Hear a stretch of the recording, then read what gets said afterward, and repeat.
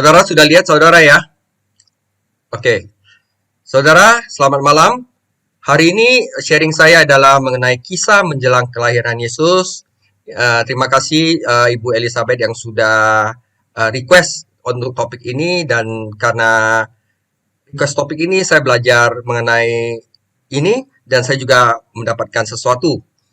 Ya, dan ini saya ambil dari Lukas 2 ayat 1 sampai 20. Ya, mari kita mulai aja. Lukas 2 ayat 1 sampai 5 dulu. Pada waktu itu, Kaisar Agustus mengeluarkan suatu perintah, menyuruh mendaftarkan semua orang di seluruh dunia. Inilah pendaftaran yang pertama kali diadakan sewaktu Quirinius menjadi wali negeri di Syria.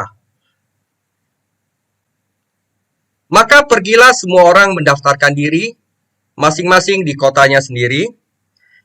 Demikian juga Yusuf pergi dari kota Nazaret di Galilea ke Yudea, ke kota Daud yang bernama Bethlehem, karena ia berasal dari keluarga dan keturunan Daud, supaya didaftarkan bersama-sama dengan Maria tunangannya yang sedang mengandung.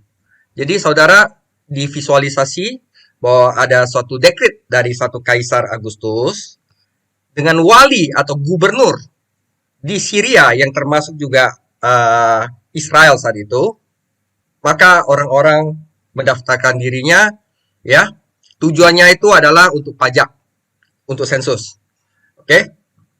Nah, kita mulai dulu. Kaisar Agustus berkuasa saat itu, tetapi Allah yang mengendalikan. Karena Allah menggunakan dekret Kaisar untuk memindahkan Maria dan Yusuf 80 mil dari Nazaret, ini daerah Galilea, ke Bethlehem untuk memenuhi firman-Nya dalam Perjanjian Lama. Kekaisaran Roma mengambil sensus setiap 14 tahun untuk tujuan militer, pajak, dan setiap laki-laki Yahudi harus kembali ke kota leluhurnya untuk mendaftarkan nama, pekerjaan dia, properti dia, dan keluarga dia. Nah, karena Yusuf dan Maria sudah menikah, karena ingat ya, orang Galilea itu kalau misalnya sudah tunangan itu udah menikah, cuman belum perkawinan, belum resepsi. Oke? Nah, jadi dia juga mendaftarkan tunangannya sebagai keluarga si Yusuf. Oke. Penggenapan Perjanjian Lama tentang Mesias.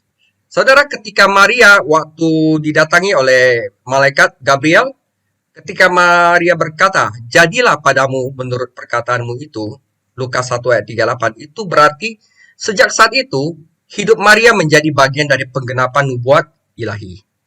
Allah telah berjanji bahwa juru selamat Yesus Kristus yang lahir akan menjadi manusia, bukan malaikat. Ya, Kejadian 3 ayat 15, Ibrani 2 ayat 16 menuliskan itu, bahwa juru selamat akan datang dari seorang Yahudi, bukan dari orang bukan Yahudi.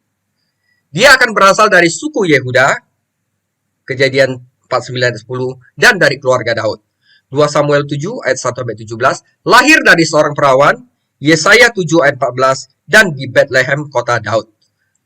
Mika 5 ayat 4. Semua ini terjadi seperti yang dikatakan kitab suci, dan Kaisar tanpa sadar memainkan peranan penting. Dia yang berkuasa, tapi sebenarnya Allah semua yang mengendalikan. Kita harus mengerti itu dulu. Jadi kita kalau misalnya terjadi apa-apa di sini, kalau kita udah di dalam Tuhan, kita nggak usah takut karena Allah ada dalam kendali, gitu. Melakukan kehendak Allah. Jika firman Tuhan mengendalikan kehidupan kita, maka peristiwa-peristiwa bersejarah hanya membantu kita memenuhi kehendak Allah. Yeremia 1 ayat 12, lalu firman Tuhan kepadaku, "Baiklah penglihatanmu, sebab aku siap sedia untuk melaksanakan firman-Ku." Jadi Maria dan Yusuf sudah menjadi suami istri, tetapi karena mereka belum sampai pernikahan, sampai setelah Yesus lahir, dia disebut tunangan. Perjalanan itu dari Nazaret ke Bethlehem itu pasti sangat lelah bagi Maria yang sedang hamil, tetapi Maria sangat bersukacita dalam melakukan kehendak Allah. Ya, sebab pasti ada sukacita dalam melakukan kehendak Allah. Dan Maria nggak diragukan lagi. Senang. Karena apa? Di Nazaret itu pasti udah banyak mulut yang ngomongin dia. Untuk menjauh dari lidah yang berbicara tentang dia di Nazaret. Oke. Next, itu adalah bagian pertama. Jadi, kenapa mereka dari Nazaret ke Bethlehem? Itu untuk melakukan kehendak Allah. Karena Maria sudah masuk dalam kehendak Allah. Nah, ini aplikasikan sendiri ke kehidupan kita, saudara. Nah, yang kedua adalah Lukas 2 ayat 6 sampai 7. Ketika mereka di situ, tibalah waktunya bagi Maria untuk bersalin. Di situ itu bukannya mereka langsung sampai sana langsung bersalin, bukan. Ketika mereka tiba di situ adalah dalam bahasa Yunani itu auris, segala sesuatu yang sudah terjadi dan berhenti di masa lalu. Ya, ingat ya. Berarti mereka itu udah tiba di sana, berapa waktu kemudian, pas saat mereka di sana, Maria bersalinnya di Bethlehem. Oke? Dan ia melahirkan seorang anak laki-laki, anaknya yang sulung, lalu dibungkusnya dengan lampin dan dibaringkannya di dalam palungan. Karena tidak ada tempat bagi mereka di rumah penginapan. Nah, ini tricky sekali, saudara. Nanti saya jelasin. Tapi coba tolong hafal dulu nih dua ayat, ya. Dibaringkan dalam palungan karena tidak ada tempat bagi mereka di rumah penginapan. Oke.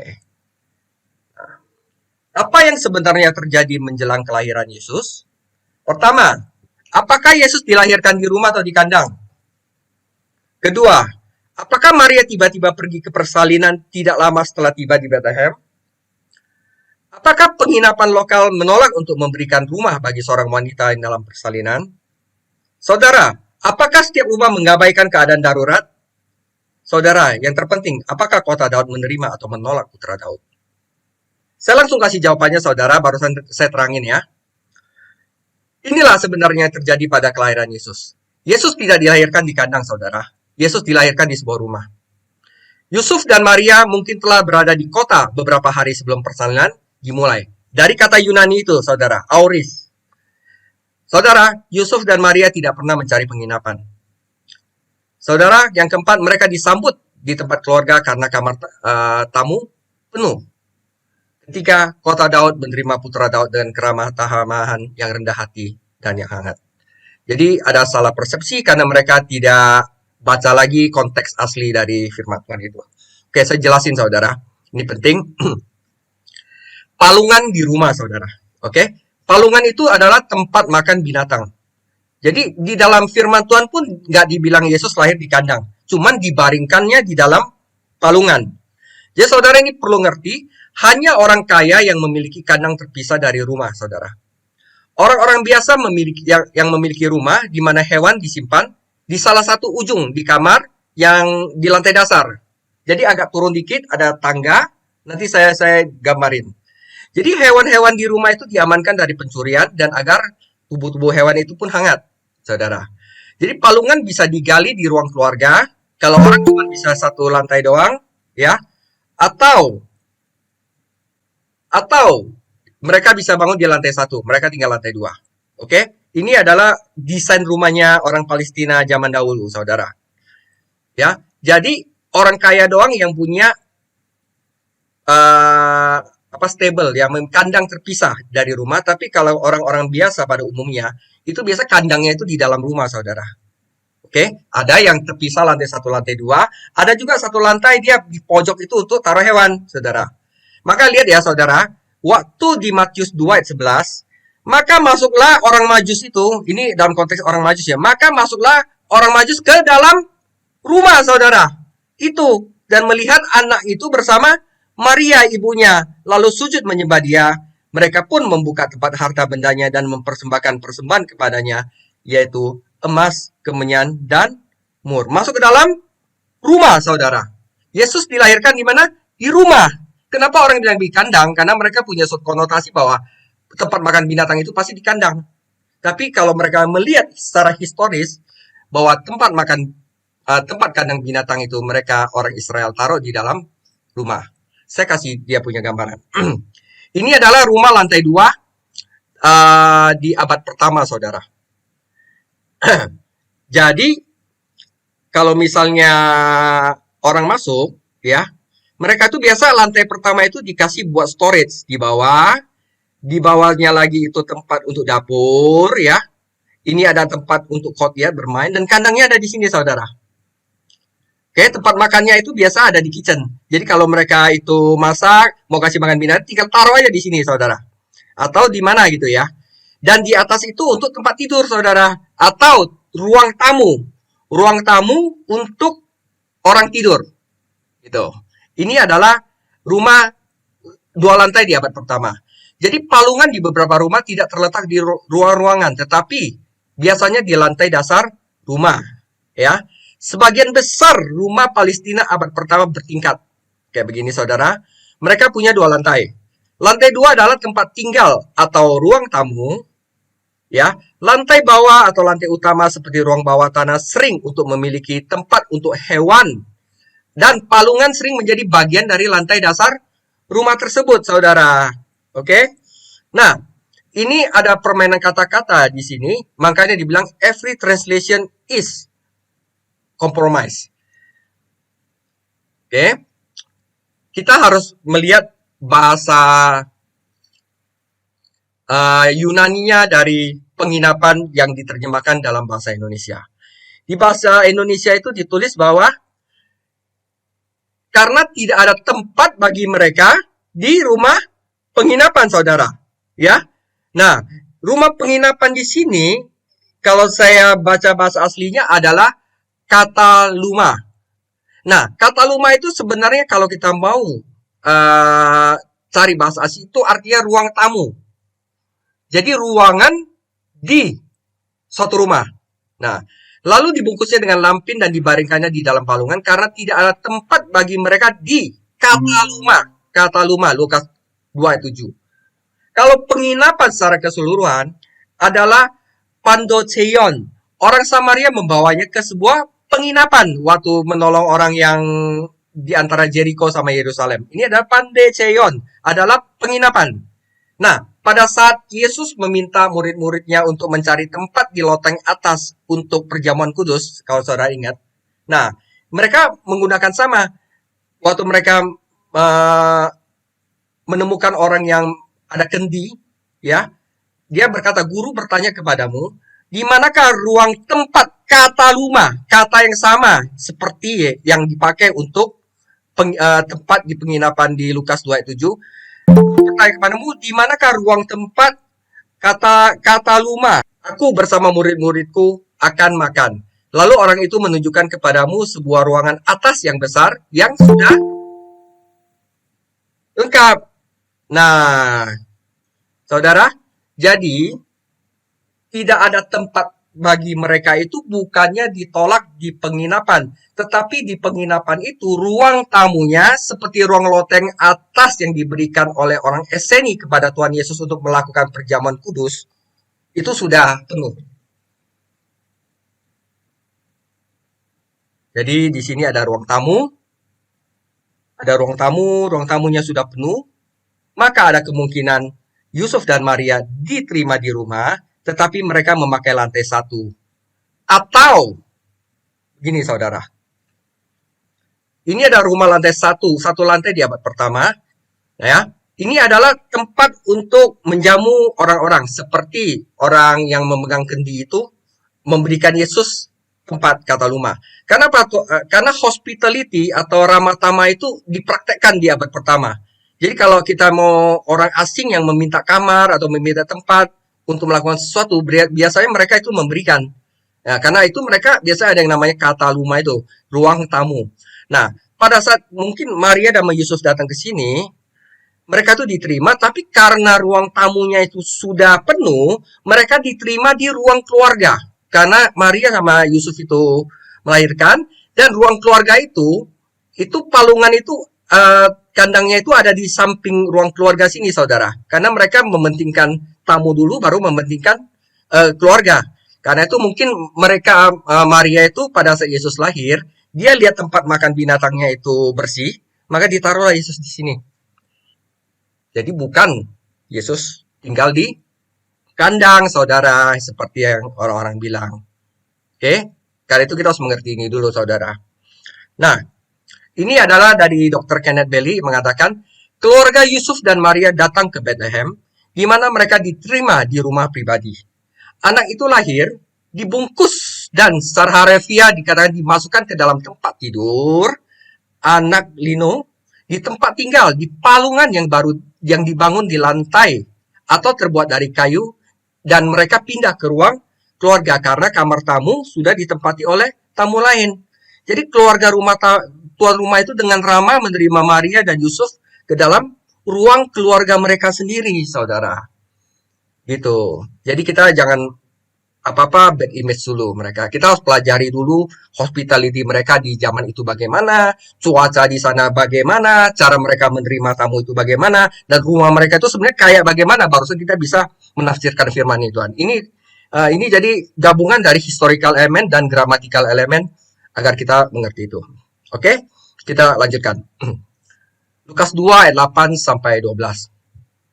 Di daerah itu ada gembala-gembala yang tinggal di padang menjaga kawanan ternak mereka pada waktu malam. Tiba-tiba berdirilah seorang malaikat Tuhan di dekat mereka yang kemuliaan Tuhan bersinar meliputi mereka dan mereka sangat ketakutan. Kata malaikat itu kepada mereka, "Jangan takut, sebab sesungguhnya aku memberitakan kepadamu kesukaan besar untuk seluruh bangsa." Yang merah-merah, tolong perhatikan saudaranya. Hari ini telah lahir bagimu juru selamat, yaitu Kristus, Tuhan di kota Daud. Dan inilah tandanya bagimu, kamu akan menjumpai bayi dibungkus dengan lampin dan terbaring di dalam palungan, saudara. Oke. Saudara, ini banyak kontroversi.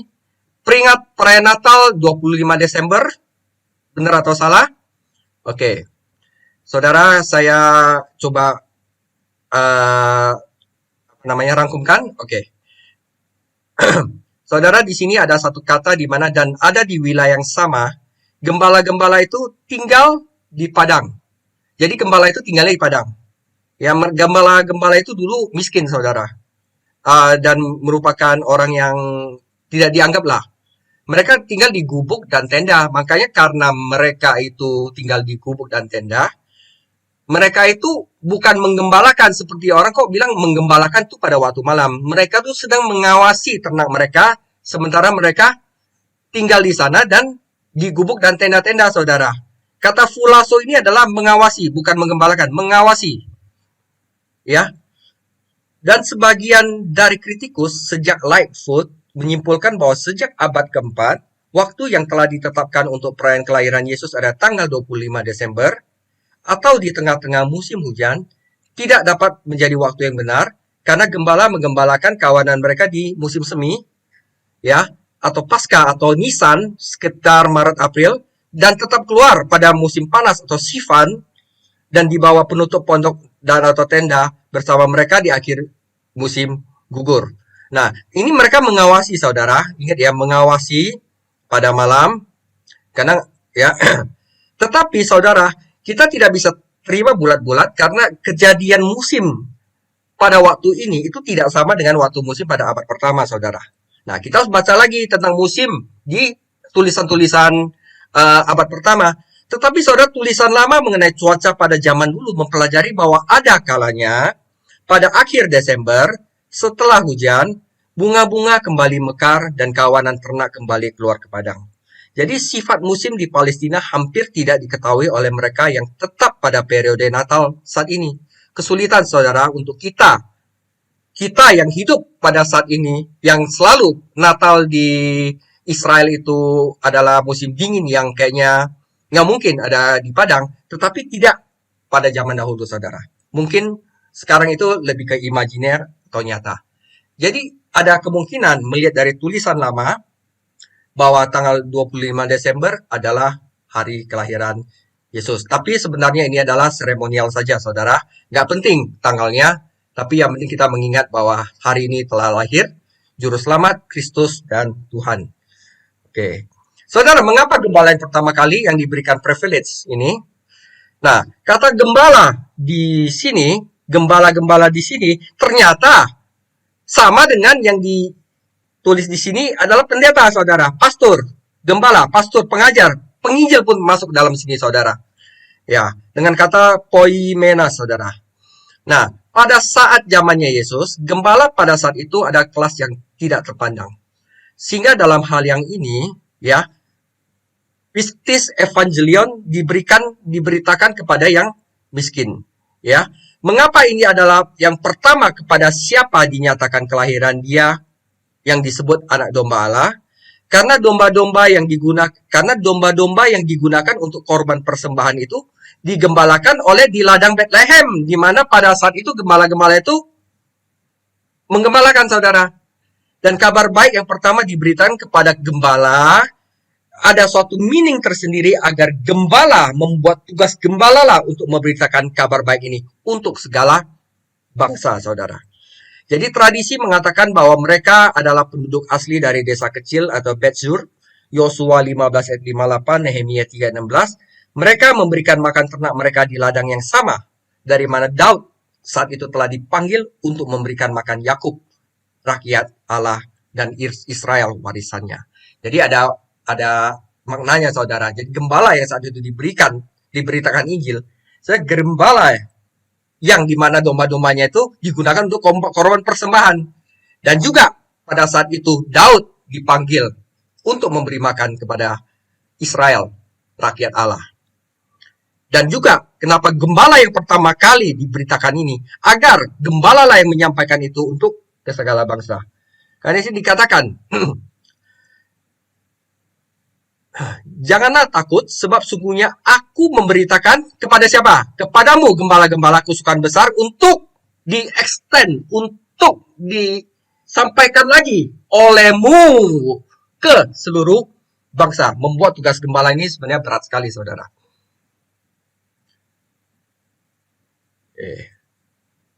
Nah, habis itu saya akan mengatakan tentang 3 hal yang diberitakan kepada gembala, bahwa hari ini telah lahirmu satu juru selamat, yaitu Kristus. Kedua, Tuhan di kota Daud.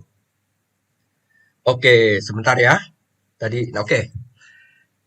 Saudara, juru selamat, soter, itu artinya juru selamat atau penyelamat. Yesus adalah juru selamat. Soter, juru selamat, adalah akar dari istilah teologi soteriologi atau doktrin keselamatan melalui Yesus. Jadi ini plain. Nah, Kristus kurios, Kristus itu artinya adalah diurapi, saudara. Adalah bahasa Yunani yang setara dengan Mesias. Jadi Mesias sama Kristus itu sama artinya, saudara. Dalam Injil itu hampir selalu disebut Kristus. Tetapi nama Yesus itu sebagai Yesus. Ya, Kristus itu adalah Yesus yang diurapi.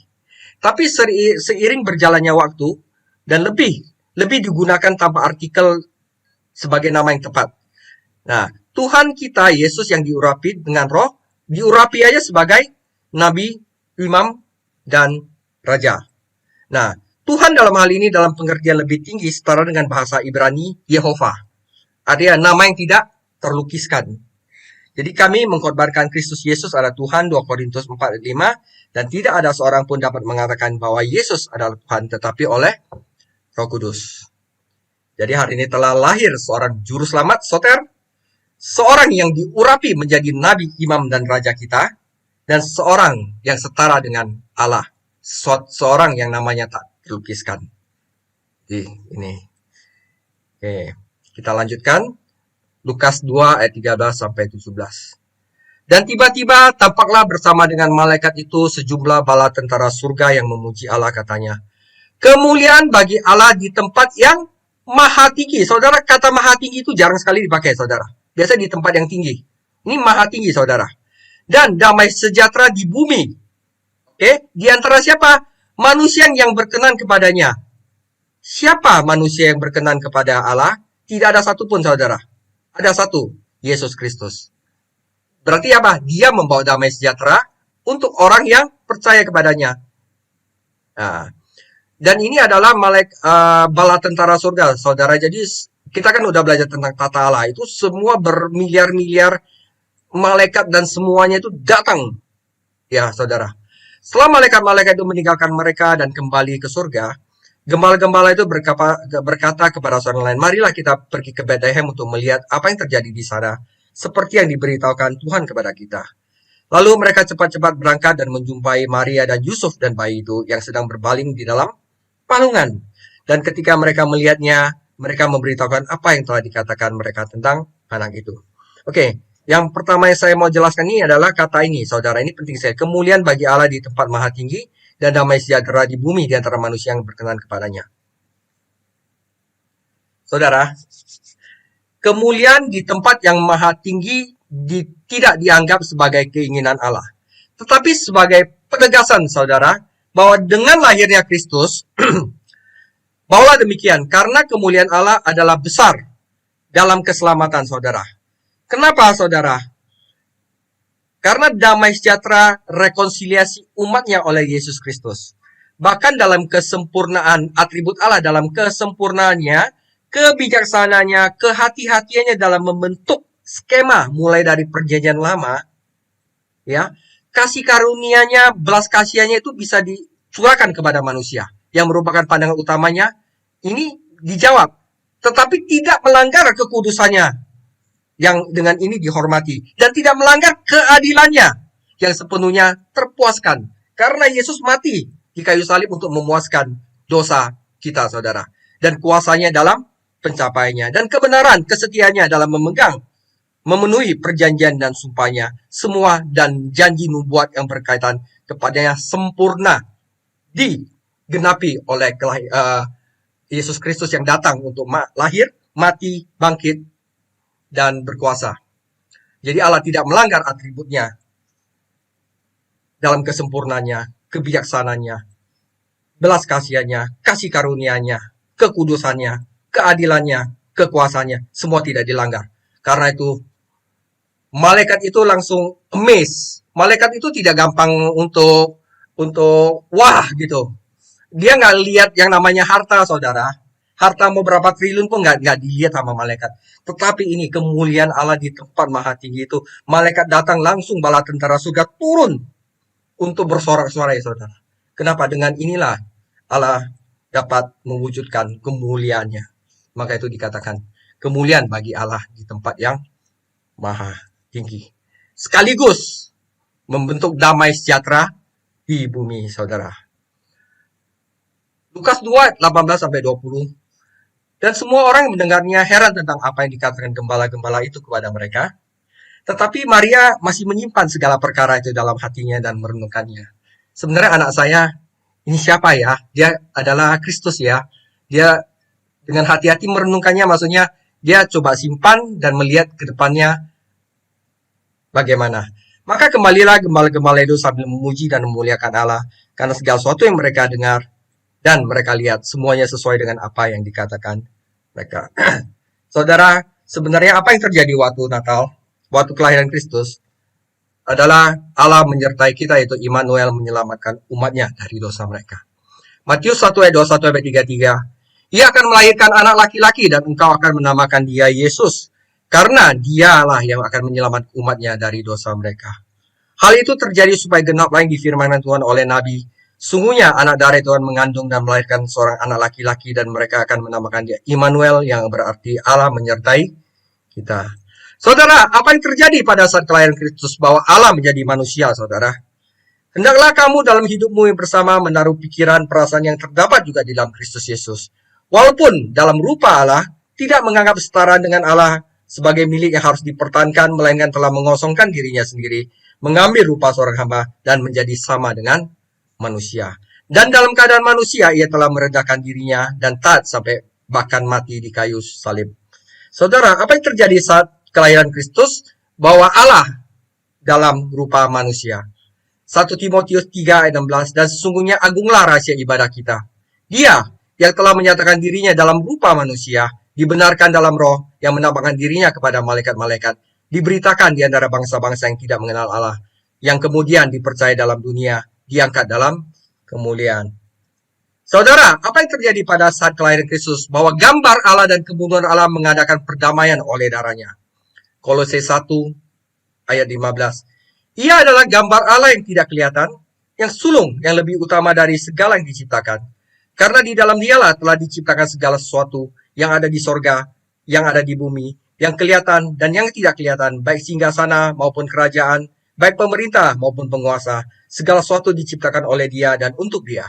Ia ada terlebih dahulu dari segala sesuatu dan segala sesuatu ada di dalam Dia.